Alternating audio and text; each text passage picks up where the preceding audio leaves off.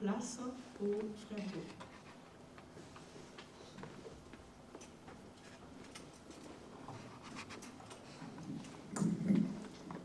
Nous prions.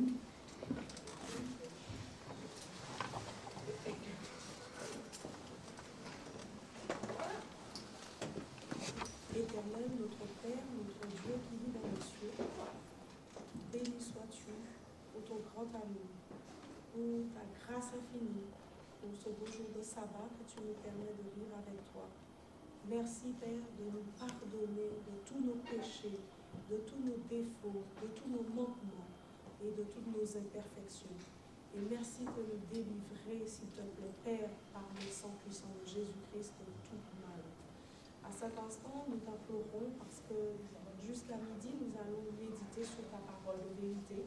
Nous te prions que ton Esprit Saint nous aide à comprendre ce que tu veux nous révéler dans ta parole et que tu nous instruises et que ton nom soit élevé. Merci d'être avec chacun de nous. Merci d'être avec l'intervenant et que tout soit fait pour ta gloire et ton honneur seul. Nous te prions au nom de Jésus. Amen. Amen.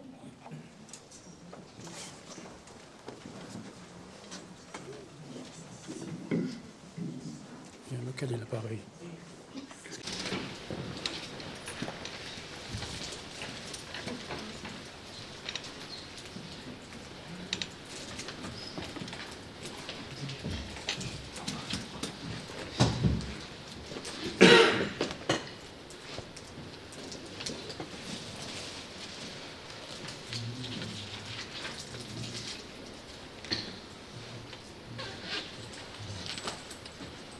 Tout le monde voit? Même au fond? Tout le monde voit? Non,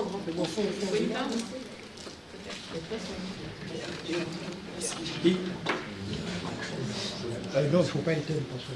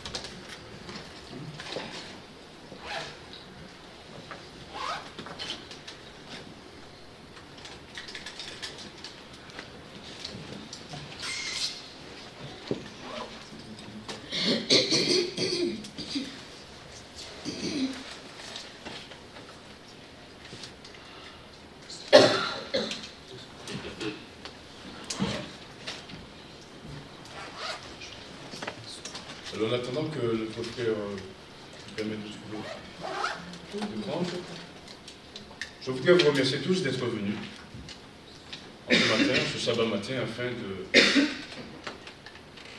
approfondir les thèmes qui concernent notre mission. Alors, comme j'aime à dire souvent,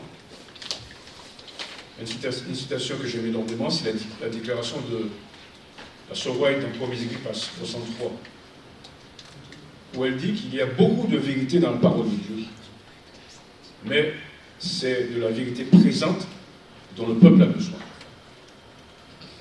Et cette autre déclaration de Jésus qui se trouve dans Matthieu 13, verset 52, où il dit que tout scribe instruit de ce qui concerne le royaume des cieux est semblable à un maître de maison qui tire de son trésor des choses nouvelles et des choses anciennes. D'ailleurs, l'idée de la vérité présente est une notion qui est présente dans la Bible, puisque lorsque nous lisons dans 2 Pierre 1, verset 12, il est dit ceci, 2 Pierre 1, verset 12, nous dit ceci.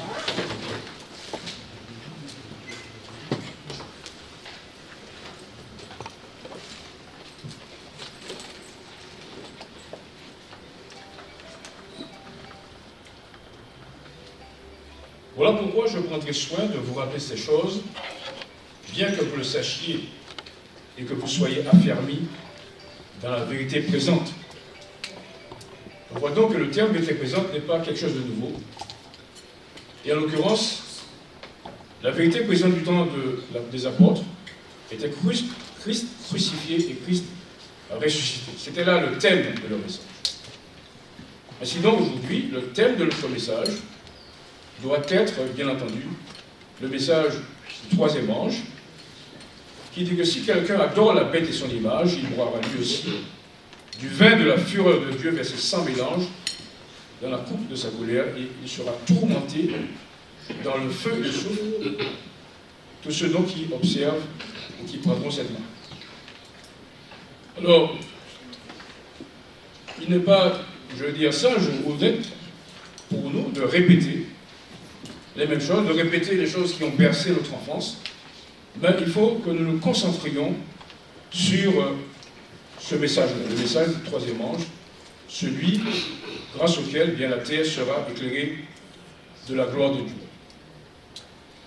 Alors ce matin, nous sommes réunis pour réfléchir sur les 500 ans de célébration de la réforme protestante. Alors cette célébration prend un tour particulier, puisque de nouveaux développements se sont faits jour au cours de cette célébration.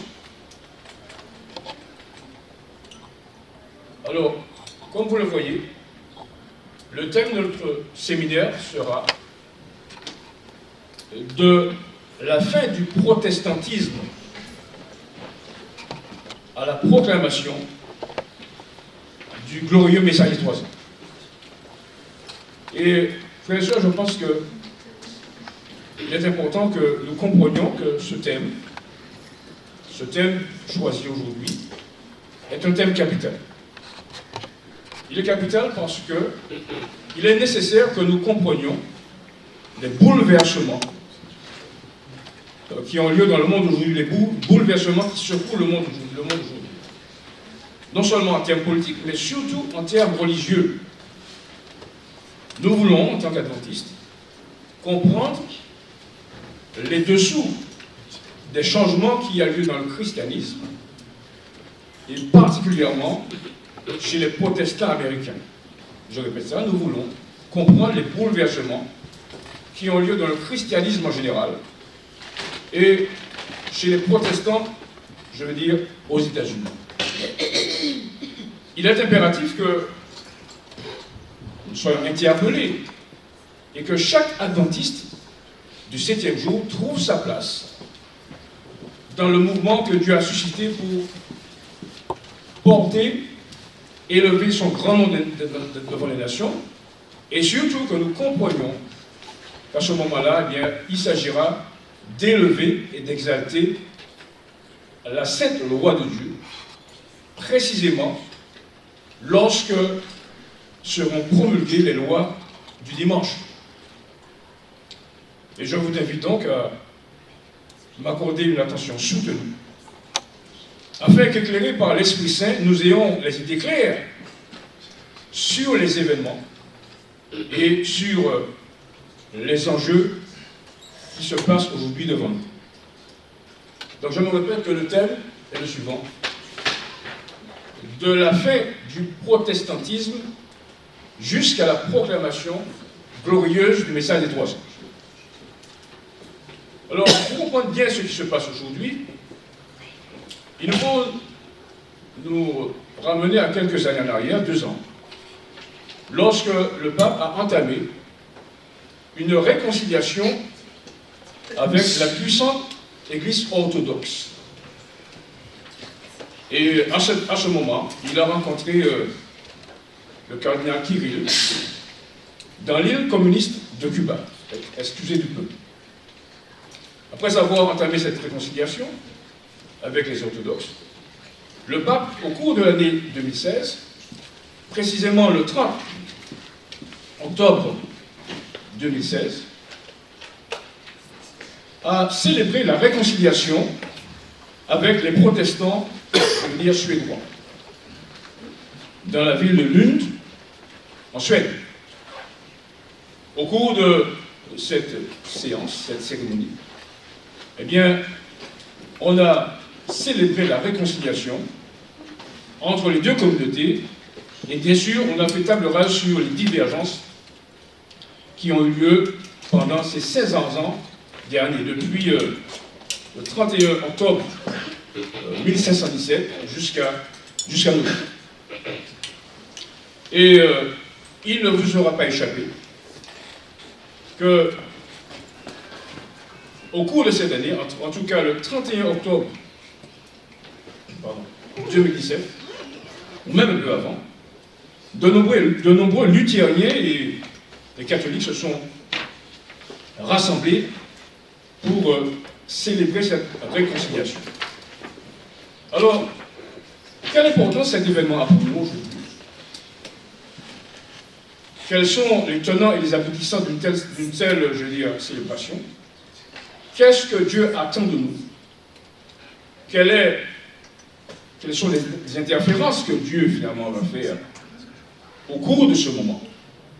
Parce que n'oublions pas que Dieu est à la manœuvre, il regarde les événements, il les a révélés par ses anciens prophètes, au rang desquels, bien sûr, le prophète Daniel et le prophète Jean occupent une place toute particulière.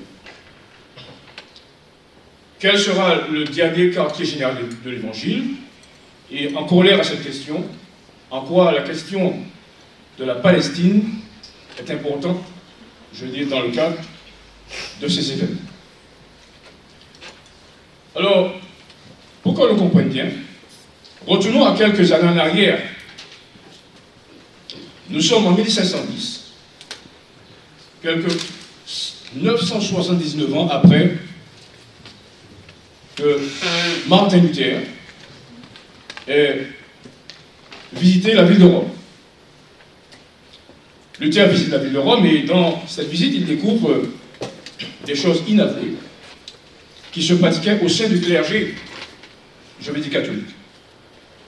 Et en quittant cette ville, excusez-moi, il fut convaincu que le salut ne s'obtenait pas par les œuvres, mais qu'il s'obtenait par la foi en Jésus-Christ. Et nous allons lire une déclaration d'Ellen White, retraçant un petit peu l'histoire de cette visite lorsque Luther se rendit dans la ville de Rome en 1510.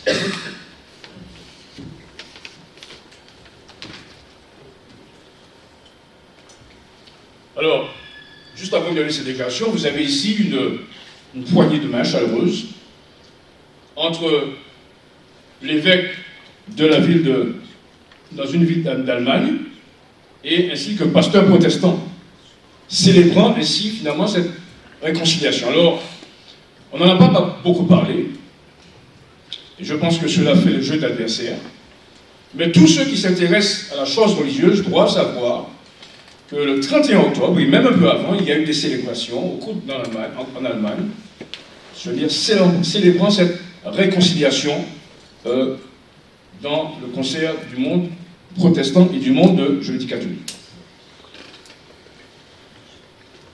Alors, voilà finalement la déclaration d'Ellen White, faisant trait à la situation de Luther lorsqu'il était dans le clergé, je veux dire, catholique à cette époque. Il est dans la ville de Rome et alors qu'il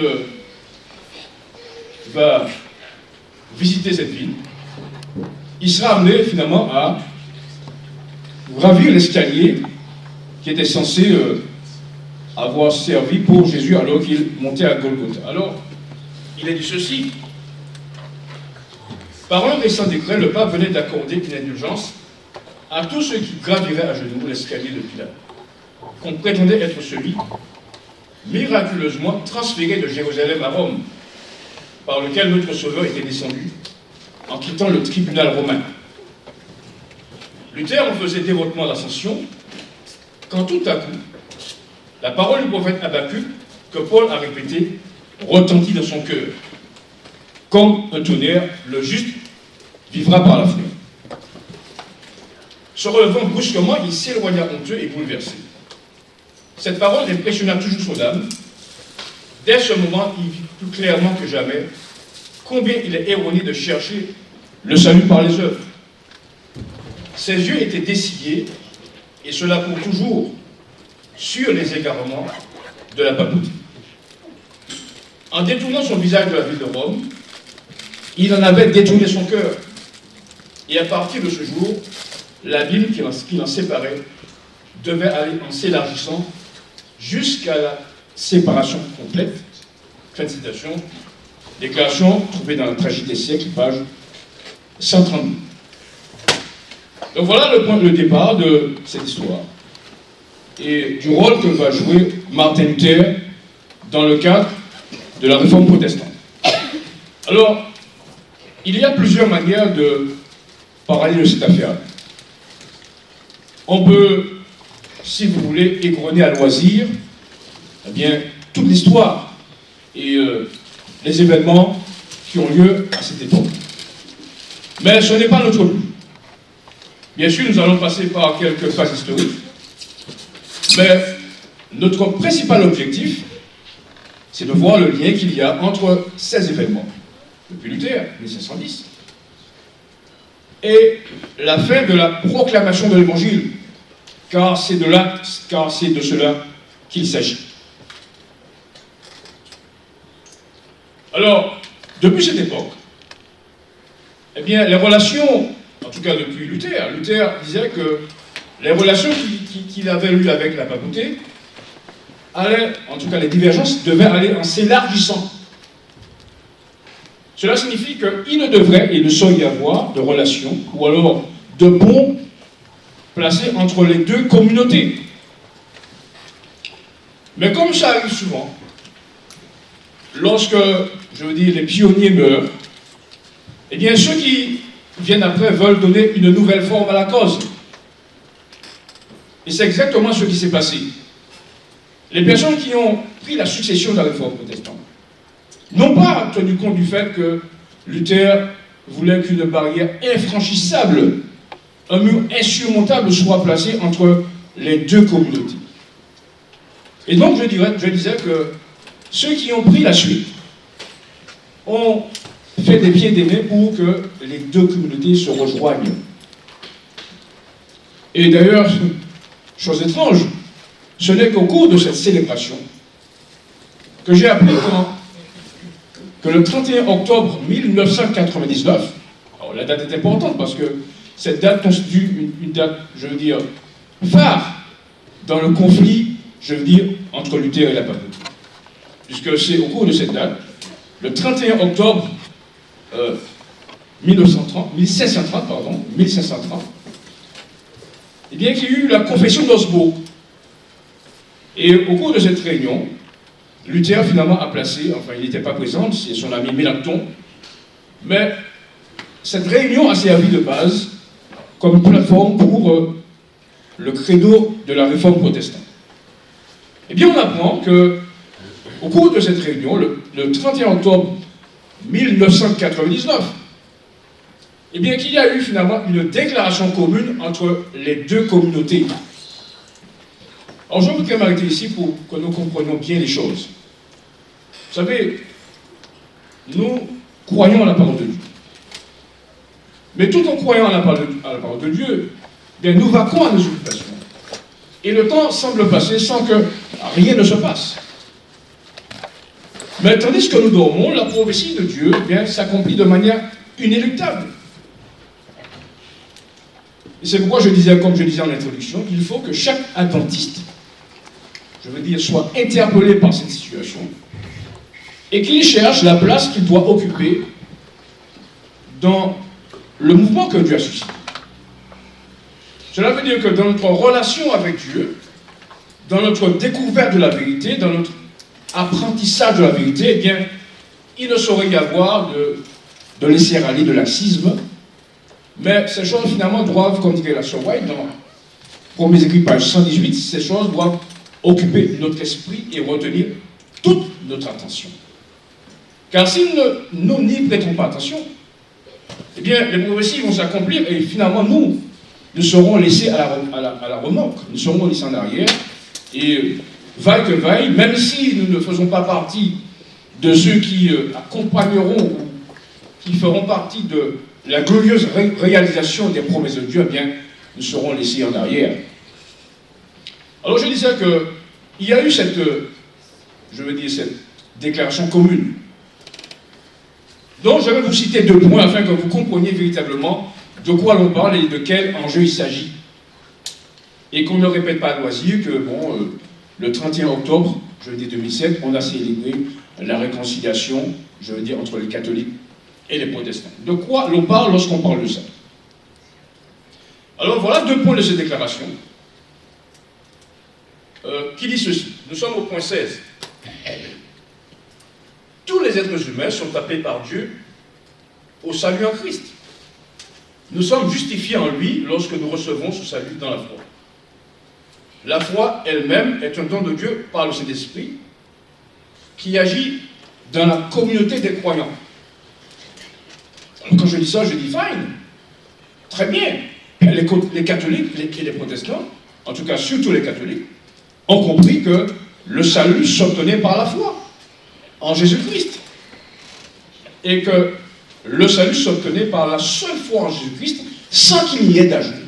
Un peu à l'instar, je veux dire, des Galates, qui après avoir cru que le salut s'obtenait en Jésus-Christ, indépendamment des œuvres, comme dirait l'apôtre, que nous aurions fait, que la circoncision n'était pas, je veux dire, nécessaire pour être sauvé. Parce que le salut s'appuie sur les seuls mérites de Jésus-Christ. Et voilà que dans cette déclaration commune entre catholiques et protestants, nous voyons que le Saint-Esprit agit dans la communauté des croyants, par la parole et les sacrements, et conduit les croyants vers le renouvellement de la vie que Dieu parachève dans la vie éternelle. Alors que Paul disait que la circoncision n'était pas nécessaire pour le salut, voilà que dans le point 16, on nous dit que le salut est obtenu par la parole et les sacrements. Je rappelle que c'est une déclaration commune entre protestants et catholiques.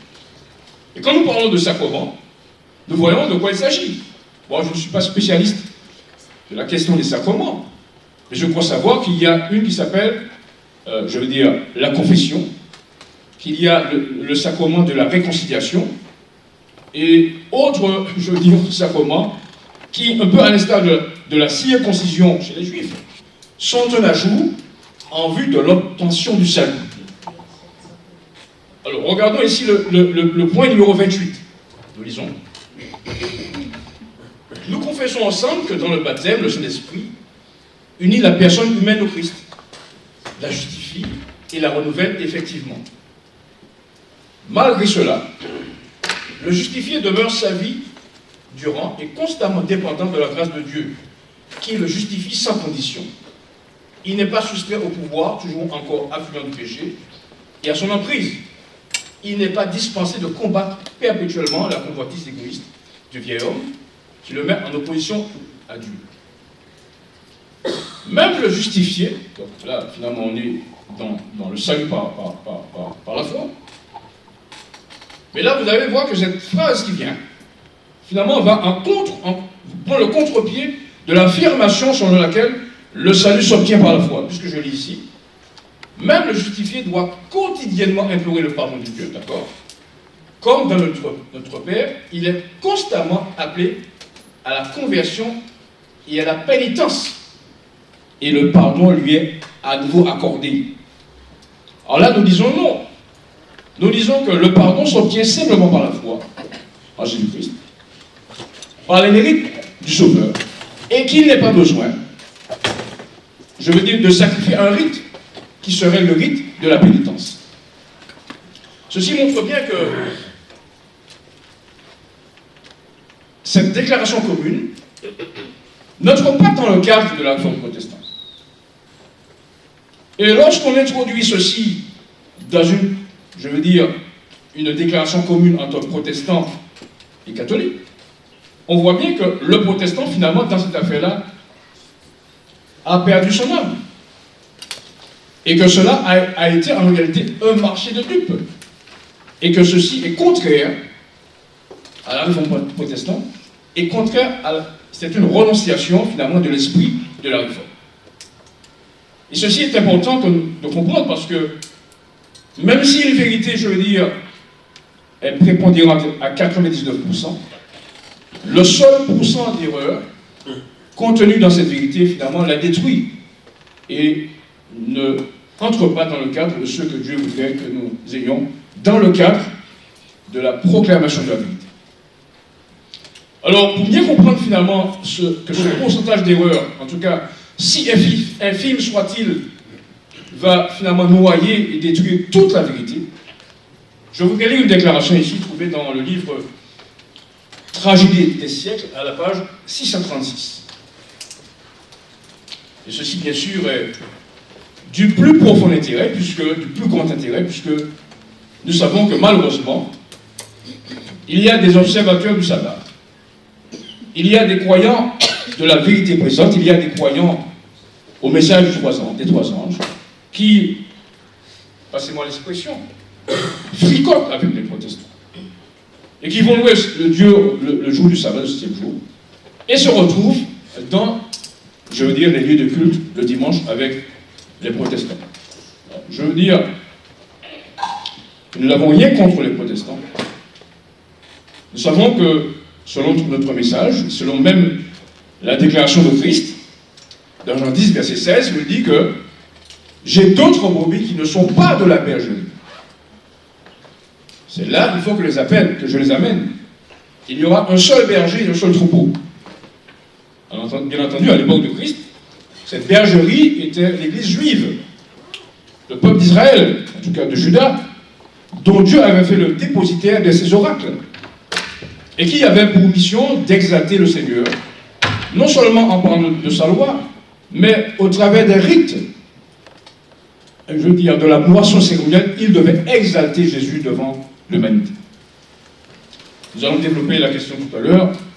Quel est le projet que Dieu a pour ces personnes? Mais je voudrais lire cette déclaration et qu'elle soit véritablement du plus grand intérêt pour tous ceux qui ne comprennent pas qu'il y a une ligne de démarcation ferme, infranchissable entre le peuple de Dieu, le peuple adventiste, pour ne pas le nommer, et les autres confessions qui se réclament du christianisme. Et là, moi, il dit ceci. Mais le fait qu'un mouvement en faveur d'une erreur se trouve lié à une œuvre bonne, en elle-même, n'est pas un argument en faveur de l'erreur. Dissimulé dans un aliment sain, un poison ne change pas de nature. Il n'en devient au contraire que plus dangereux. La tactique de Satan consiste précisément à mélanger l'erreur à l'erreur assez de vérité pour la rendre plausible. Les animateurs du mouvement dominical peuvent se réclamer de réformes nécessaires, basées sur des principes scripturaires, mais tant qu'ils associent à leur activité des éléments contraires à la loi divine, les serviteurs de Dieu ne doivent pas se joindre à eux. Vous avez entendu ça? Tant, je reprends, les animateurs du mouvement dominical, en tout cas du dimanche, peuvent se réclamer de réformes nécessaires, basées sur des principes scripturaires, mais tant qu'ils associent à leurs activités des éléments contraires à la loi divine, les serviteurs de Dieu ne peuvent pas se joindre à eux. Alors, rien ne peut justifier la substitution des préceptes humains au commandement de Dieu. Donc c'est un peu ce que nous disions tout à l'heure.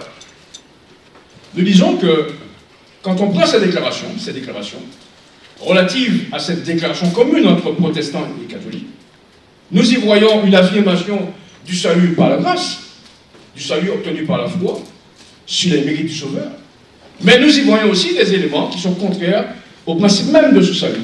Ce qui signifie que cette déclaration commune, finalement, ne cadre pas dans le plan de Dieu. Et Dieu, finalement, n'approuve pas cette pseudo-réconciliation entre une entité, je veux dire la papauté, qui a tout fait pour détruire la vérité, qui a persécuté les saints pendant 1260 jours, et des protestants qui, ayant compris cela à un moment, ne s'accordent pas avec la parole de Dieu. Alors, tout en, je veux dire, affirmant que le salut s'obtient par la foi, eh bien, il y a toujours une pratique qu'on appelle la pratique des indulgences. Alors nous allons Nous allons tout à l'heure définir ce principe, mais regardez un petit peu ce que Luther pensait des indulgences et regardons comment cette pratique a été à l'origine de sa séparation d'avec, je veux dire, la papauté.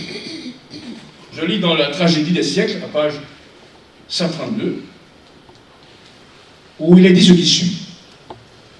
Luther entra alors résolument dans la lice comme champion de la vérité.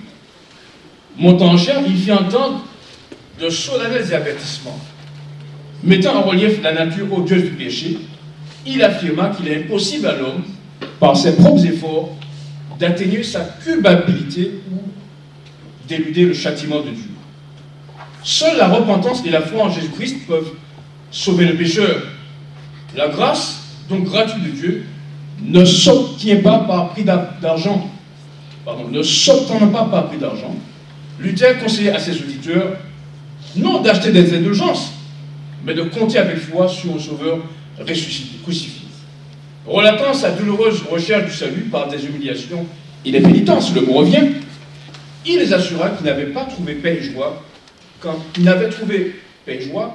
détachant ses regards de ses propres mérites pour les porter sur Jésus-Christ. Donc voilà finalement l'un des points majeurs de la réforme protestante, l'un des points majeurs qui a provoqué chez Luther le désir de se séparer d'avec Rome. Alors, nous n'allons pas passer en revue, je veux dire, tous les errements, je veux dire, de l'Église catholique, de la papauté. Mais je prends ces exemples pour vous montrer vers quoi nous allons, puisque le thème de notre sujet, c'est de la fin du protestantisme à la proclamation glorieuse du message des prophètes. Alors, qu'est-ce qu'une indulgence? Pour que l'on comprenne bien. L'indulgence est indulgence de Dieu. Elle ne se mérite pas, elle est pure, donc gratuite de la miséricorde divine. Mais, dans le sacrement du pardon, le péché est pardonné, mais il reste le désordre causé par le péché. Désordre qui nécessite réparation. Et c'est ce qu'on appelle la peine, la pénitence, qui donne lieu à la pénitence que le pécheur pardonné accomplit après avoir reçu le pardon sacramentel.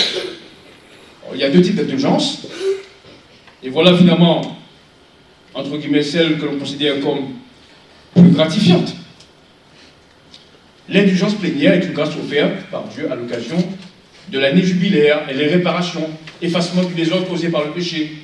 Elle est demandée à travers des exercices de piété, confession, passage de la porte sainte, prière aux intentions du Saint-Père, pas le vrai. Elle est reçue dans la communion des saints, qui ne cessent de prier pour que soit accueillie la divine miséricorde sur la terre comme au ciel, paru dans le site Église catholique.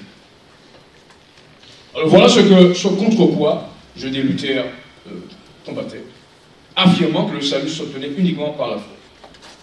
Alors, bien qu'il y ait cette déclaration commune entre les deux, je dis communautés, en 1999, bien qu'étant affirmé le principe sur lequel le salut s'obtient uniquement par la foi, sur la base des seuls mérites de Christ, eh bien, voilà que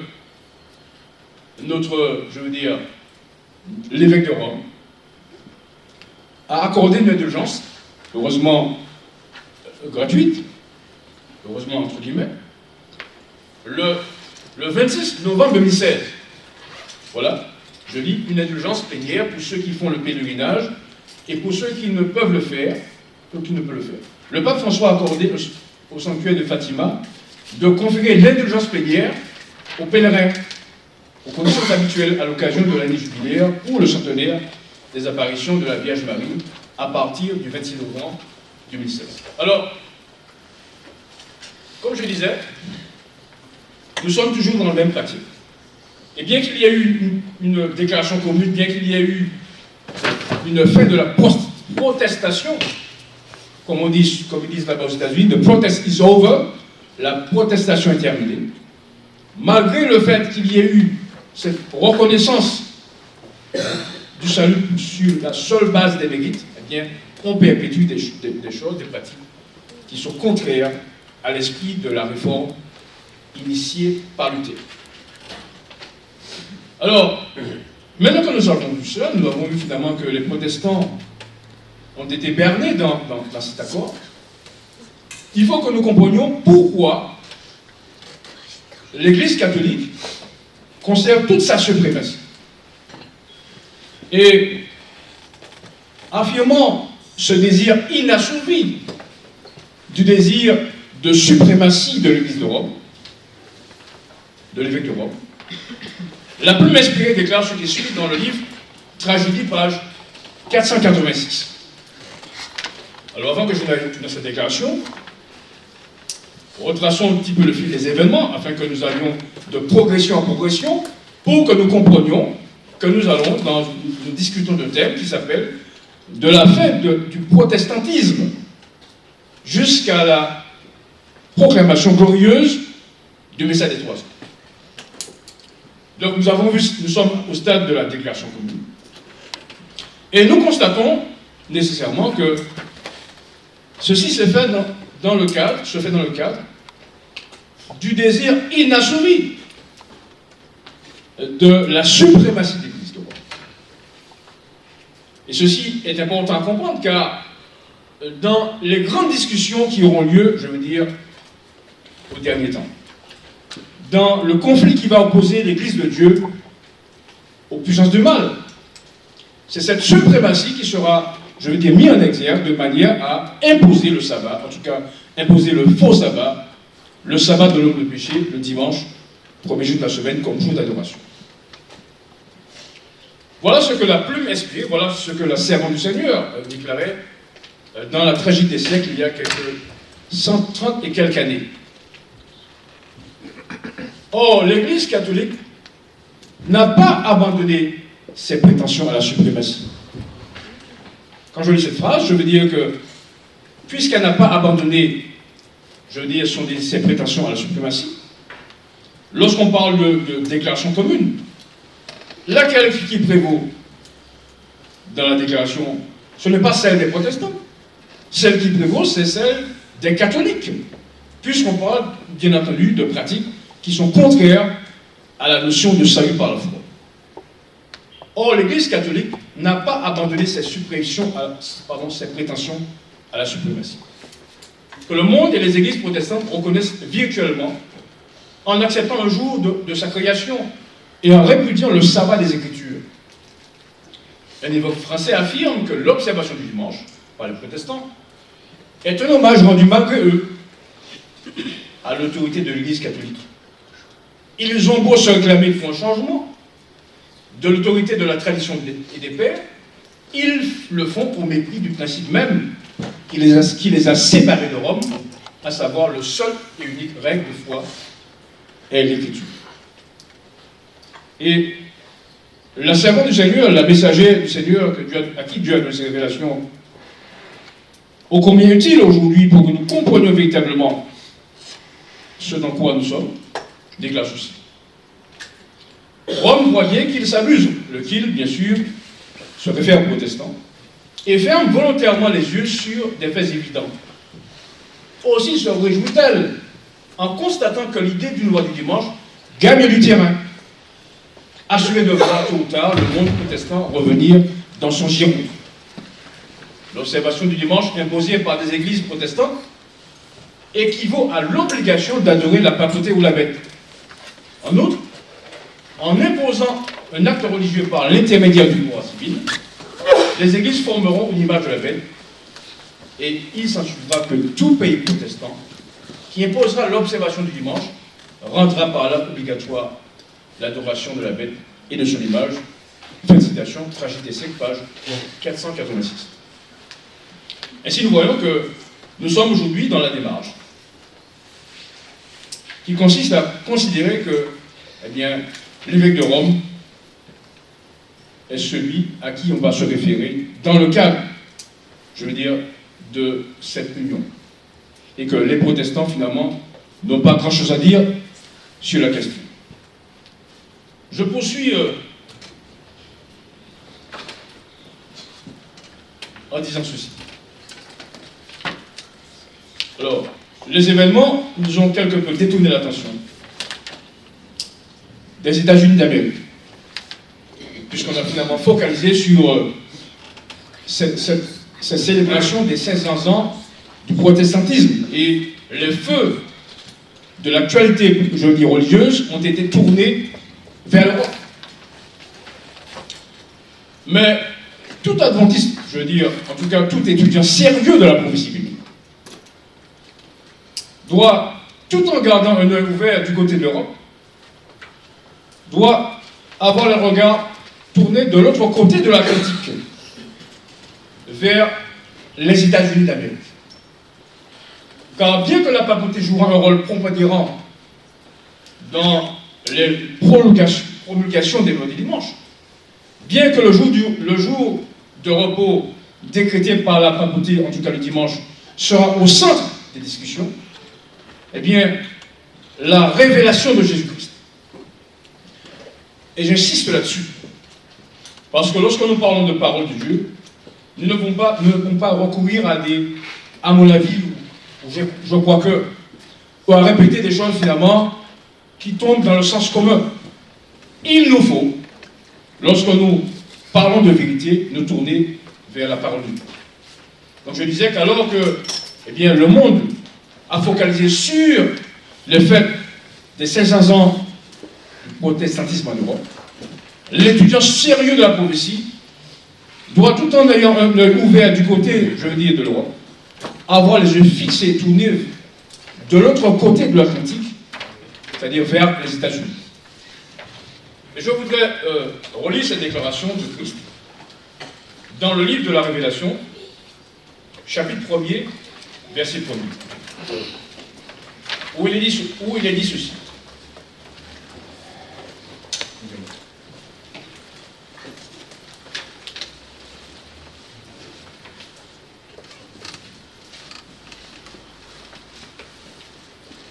Je lis. Révélation de Jésus-Christ. Révélation de Jésus-Christ que Dieu lui a donnée pour montrer à ses serviteurs les choses qui doivent arriver bientôt. Et qu'il a fait connaître par l'envoi de son ange et à son serviteur Jean. Celui-ci, en tout cas l'ange, a attesté la parole de Dieu et le témoignage de Jésus-Christ, soit tout ce qu'il a vu. Donc lorsque nous parlons des événements qui concernent la fin, lorsque nous parlons des événements qui sont liés à la proclamation des lois dominicales, nous devons, en tant qu'étudiants sérieux de la Bible, nous tourner vers la révélation de Jésus-Christ. Et qu'est-ce qu'elle nous apprend, cette révélation de Jésus-Christ? Elle nous révèle ceci. Puis je vis monter de la terre une autre bête. C'est là qui monte de la terre, par opposition à celle qui vient avant, qui monte de la mer, l'Europe en l'occurrence, qui avait deux cordes semblables à celles de l'agneau, et qui parlait comme un dragon. Elle, pronom personnel, féminin, mis pour la bête, en l'occurrence celle qui monte de la terre. On est d'accord avec ça? Elle, pronom personnel en rouge, elle exerçait toute l'autorité de la première bête en sa présence. Elle exerçait toute l'autorité de la première bête en sa présence. Cela signifie que la première bête sera là. Mais si l'autre bête, celle qui monte de la terre, n'est pas là, eh bien, rien ne se passe. Bien qu'on reconnaisse à l'époque de Rome une certaine importance, mais la révélation de Jésus-Christ, que Dieu lui a donnée pour montrer à ses serviteurs les choses qui doivent arriver bientôt, nous disent de manière indéniable, claire, sans hommage, que c'est cette bête-là, celle qui monte de la terre, qui aura toute l'autorité. Et elle, pronom personnel, mais pour cette bête qui monte de la terre, elle faisait que la terre et ses habitants adorent la première bête. Qu'est-ce qu'on a vu? C'est elle, finalement, qui va imposer, qui va aider la première bête à recevoir l'adoration. Elle, pas la première, la seconde, celle qui monte de la terre, elle opérait de grands prodiges. Elle, pas la première, l'autre, celle qui monte de la terre, elle séduisait les habitants de la terre par les prodiges qui, lui, pour nos personnels, qui lui étaient donnés en faire de présence de la bête, la première. Il, lui, fit donner, lui, pour nos personnels, mais pour cette deuxième bête, celle qui monte de la terre, il lui fut donné d'animer l'image de la bête. Et elle, cette autre bête, fit que tous ceux qui n'adoreraient pas l'image de la bête fussent tués. Elle fit que tous reçussent une marque sur le front, sur la main droite, sur la main. Bref, tout ça pour dire quoi? Tout ça pour dire que l'étudiant sérieux de la Bible ne doit plus finalement focaliser sur la pape uniquement. Dire que le pape est passé par-ci, il est passé par-là. Non, il faut que nous allions de l'autre côté de l'Atlantique pour que nous étudions tout mouvement, je veux dire, ayant trait à une adoration de la première bête. Alors, confirmant ce fait, confirmant le rôle prépondérant joué par la bête à du corps, la bête qui monte de la terre, l'esprit de vérité, je veux dire les écrits des lois, déclare ceci en des termes on ne peut plus clairs. Les contes semblables à celle de l'agneau et le langage du dragon indiquent chez cette bête, en l'occurrence celle qui monte de la terre, une contradiction frappante entre la profession et les actes de la nation qu'elle représente. Remarquez bien qu'on parle d'une nation qu'elle représente.